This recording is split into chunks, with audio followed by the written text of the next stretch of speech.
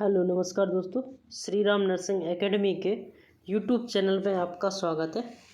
तो आज अपन एक शॉर्ट क्लास लेके आए हैं। बहुत इम्पोर्टेंट जानकारी है आईवी फ्लूइड। आईवी फ्लूइड के बारे में चर्चा करते हैं कि आईवी फ्लूइड कितने प्रकार के होते हैं, कौन कौन सी बीमारी में कौन कौन से आईवी फ्लूइड अपन दे सकते हैं। ठीक है, इन बात के बारे में अपन चर्चा करते हैं, तो बने रहिए हमारे साथ। चैनल को सब्सक्राइब कर लीजिए और शेयर कर दीजिए जानकारी, जिससे कि अन्य लोगों तक भी ये जानकारी पहुंच सके। तो आईवी फ्लूइड कितने प्रकार के होते हैं? वैसे आईवी फ्लूइड तो होते हैं बहुत से प्रकार। डीएनएस होता है, एनएस होती है, आरएल होती है, डेक्सट्रोज 25% होती है। ठीक है, ये बहुत सी होती हैं टाइप की, पर इनमें से जो मेन टाइप हैं वो डीएनएस, एनएस और आरएल है। इनमें से अपन डीएनएस को कौन सी बीमारी में यूज़ कर सकते हैं, एनएस को कौन सी बीमारी में यूज़ कर सकते हैं और आरएल को कौन सी बीमारी में यूज़ कर सकते हैं। ठीक है, इनके बारे में अपन चर्चा करते हैं। तो DNS, dextrose normal saline. DNS का फुल फॉर्म क्या है? Dextrose normal saline. ठीक है, ये किस बीमारी में यूज़ कर सकते हैं? ये हाइपोग्लाइसीमिया प्रोवाइड ग्लूकोज, मतलब जो हाइपोग्लाइसीमिया है मरीज़ को, अगर जिसका शुगर लेवल कम है, उस मरीज़ को अपन डीएनएस दे सकते हैं।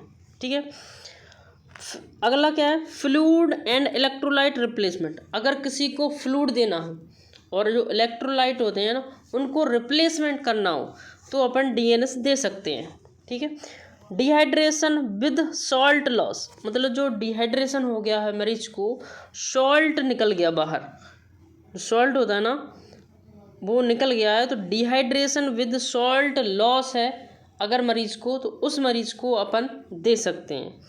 अगला है एज अ मेंटेनेंस फ्लूइड। जो डीएनएस है वो एक मेंटेनेंस फ्लूइड है, वो अपन मेंटेन करके दे सकते हैं उसको।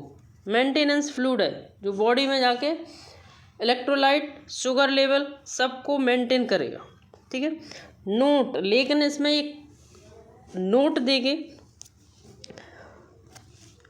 ये ध्यान रखना है अपन को, not use in patient with, हाँ, not use in patient with diabetes without monitoring.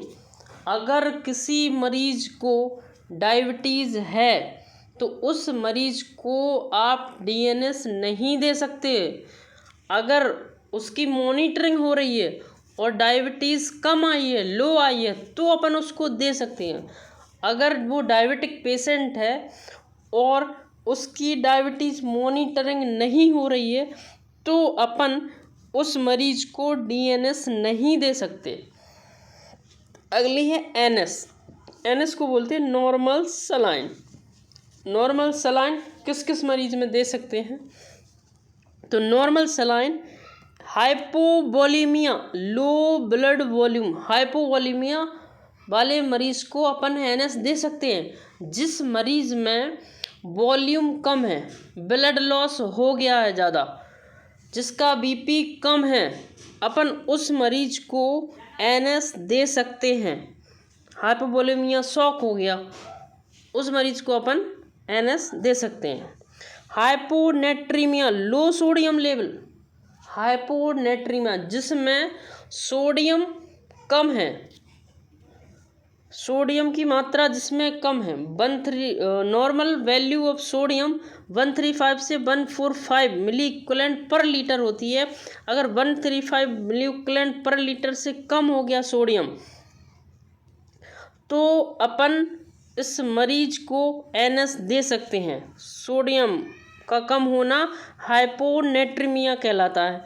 Low sodium level वाले मरीज को अपन एनएस दे सकते हैं। शॉक, अगला शॉक, जो मरीज हाइपोवोलीमिया शॉक में चला गया, जिसको शॉक हो गया, बीपी कम है जिसका, उस मरीज को अपन एनएस दे सकते हैं। Blood transfusion S compatible fluid, जो ब्लड ट्रांसफ्यूजन कर रहे हैं अपन, तो उससे चढ़ाने से पहले भी अपन एनएस दे सकते हैं, उसके बाद भी एनएस पुश करना है। ब्लड ट्रांसफ्यूजन ख़त्म होने के बाद भी अपन को एनएस पुश कर सकते हैं। और चढ़ाने से पहले भी अपन NS पुश कर सकते हैं IV फ्लूइड में। ये देखने के लिए वो IV लाइन पेटेंट है, और जो बाद में अपन NS वो ब्लड चढ़ा के ख़त्म हो गया है ब्लड, तो उसके बाद फिर अपन NS दे सकते हैं। ठीक है, अगला है मेटाबॉलिक अल्कलोसिस। मेटाबॉलिक अल्कलोसिस एक बीमारी होती है जिसमें pH बढ़ जाता है।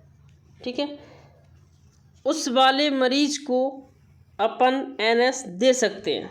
नोट किस में नहीं देंगे, नोट मतलब इसमें ध्यान रखना है, एक्सेसिव यूज में cause hyperchloremic acidosis. Excessive use, अगर आपने ज़्यादा यूज़ कर लिया फ्लूइड को, NS को, तो ये हाइपर क्लोरेमिक एसिडोसिस कर देता है। एल्कोहलिक वाले मरीज में तो दे सकते हैं, लेकिन अगर किसी मरीज़ को एसिडोसिस है तो उस वाले मरीज़ में अपन इसको नहीं दे सकते, हाइपर क्लोरेमिक एसिडोसिस कर देता है। अगला फ्लूइड है RL को बोलते हैं रिंगर लैक्टेट। ठीक है, तो रिंगर लैक्टेट हम किस किस बीमारी में दे सकते हैं, फ्लूइड रिससिटेशन इन बर्न ट्रॉमा सर्जरी। जो बर्न वाले मरीज हैं, जले हुए मरीज हैं, उनमें अपन RL दे सकते हैं। ट्रॉमा वाले मरीज हैं जिसको ज़्यादा ही ट्रॉमा हो गया, ज़्यादा एक्सीडेंट हो गया, फ्लूइड लॉस हो गया, उनको दे सकते हैं। सर्जरी वाले मरीज को भी अपन RL दे सकते हैं।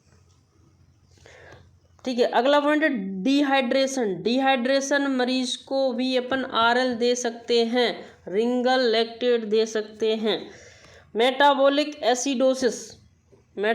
Acidosis contain lactate that convert to bicarbonate.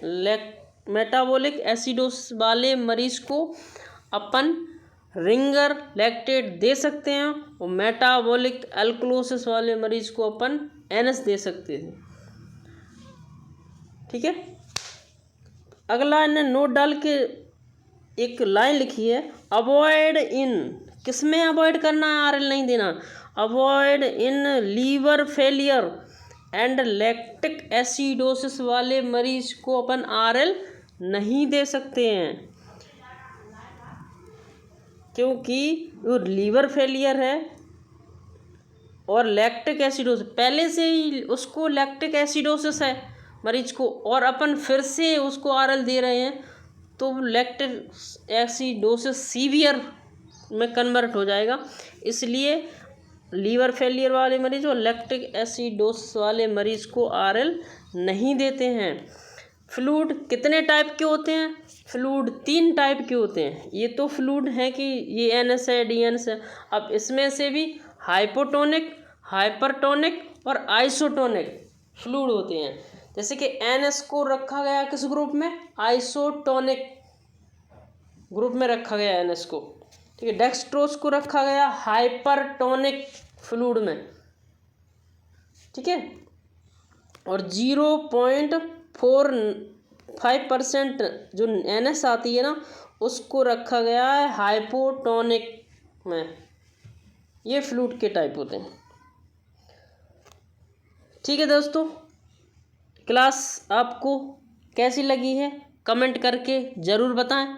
Class अगर आपको अच्छी लगी हो तो चैनल को लाइक, शेयर, सब्सक्राइब करें और बेल आइकन ज़रूर दबाएं, जिससे कि आने वाली जो इन्फॉर्मेशन है या अगली क्लास है उसका नोटिफिकेशन आपको मिल सके।